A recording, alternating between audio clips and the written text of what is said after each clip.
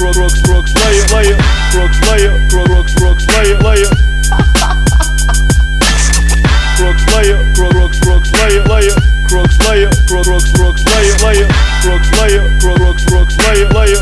Now we're getting some action.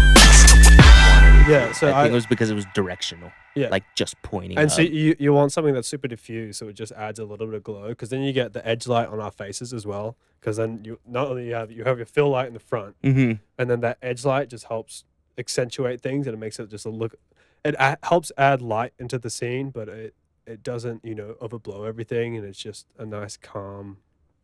I don't know how to describe it well. Okay. But diffuse, yeah, you want something nice and diffused. All right, bet. Yo, criminals, thanks for joining into another episode of Crook's Lair. Today, we got a boy that I met 2 months, something like that. 2, 3. Not too long ago. But shout out for Defiance because definitely met you through them. Oh yeah, it was the full moon party, wasn't it?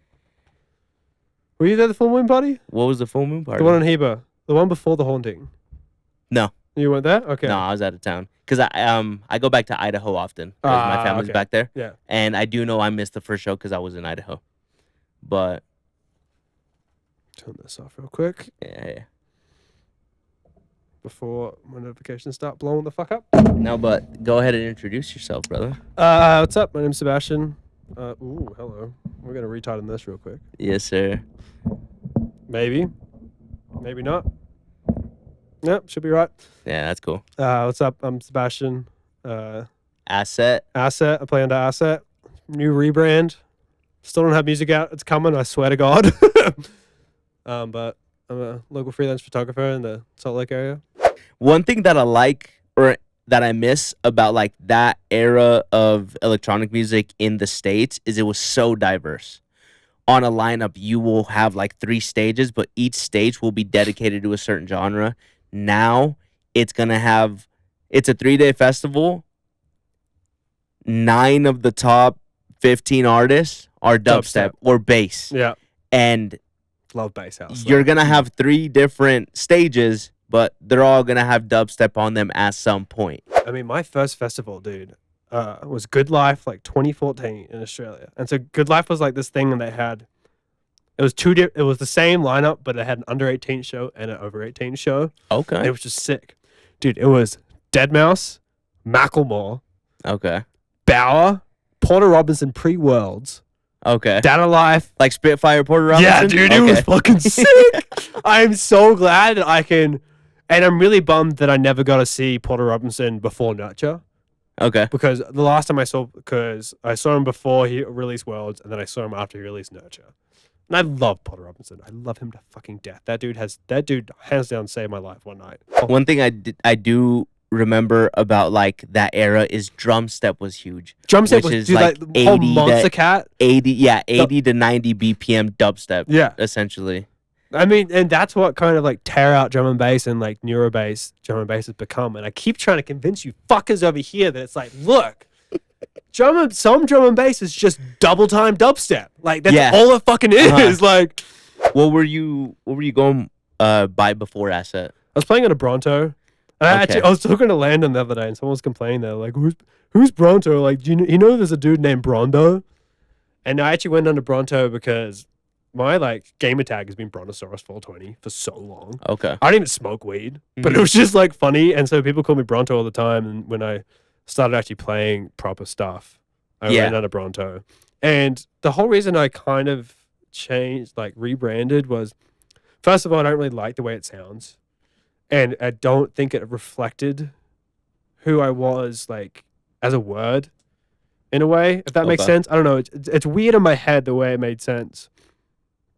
And, it's still the same project, but I can still... I'm kind of putting also all my graphic design stuff underneath the Assett term now. Okay, yeah. And I feel like that ties in a little bit better with not only how it sounds in my head and, like, when I, like... Because I was kind of embarrassed to tell people I played under Bronto.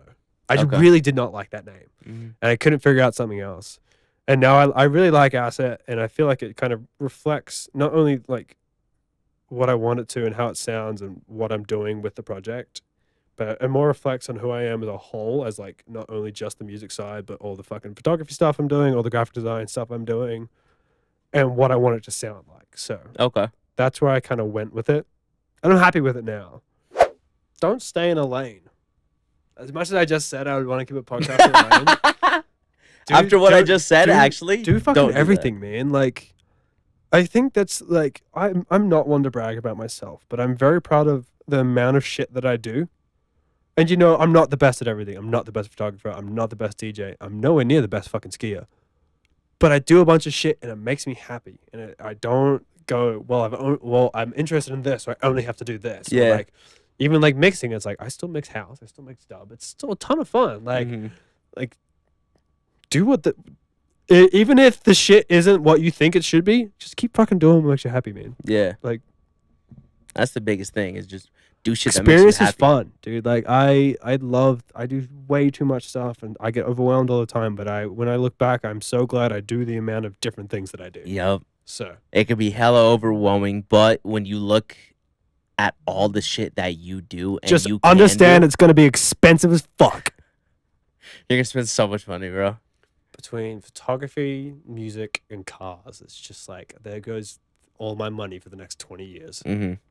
I'm dumping mine into VSTs and now fucking camera equipment. Yep. So That and doesn't get cheaper. and That doesn't get podcasting cheaper. equipment. It's like, you think these microphones are cheap? You think that fucking camera's cheap? Fuck no, dude. It is expensive. You think that interface is cheap? Like, nah, bro. I think it's expensive to create content, and especially content that like I want to be proud of. It's expensive to create. So No, the biggest thing is being happy and do shit that you love. yeah, pretty much. So hell yeah, there you hear it. There you are, criminals. Fuck yeah. This episode was fun. Thank you, man. We'll I see if we can appreciate have you back for another episode, because I know we could go off. I'm a lot more but- free in about right after the ski season, but then I'm going to be balls deep in Flight 808 stuff until July. Hell yeah. No, well, I think I'm gonna have you on for another episode because I want to go way deeper into that. Yeah, easy. But yo, criminals, that's it. We'll fucking catch you next time. Fuck Thanks yeah, for dude. tuning in. Thank you for having me on. Yeah. No. Good luck tonight. Have fun. Are you coming to Love And- Balloons? I'm not stepping out tonight. Who the fuck does he think he is? Unless I can have someone hit me up last minute and just be like, hey, I need someone to shoot my set. That's a different story. But nah, I won't be stepping out tonight. But we'll have fun tonight, and then Easy. we'll link up soon. Yeah, dude. Hell yeah, man. Sounds good.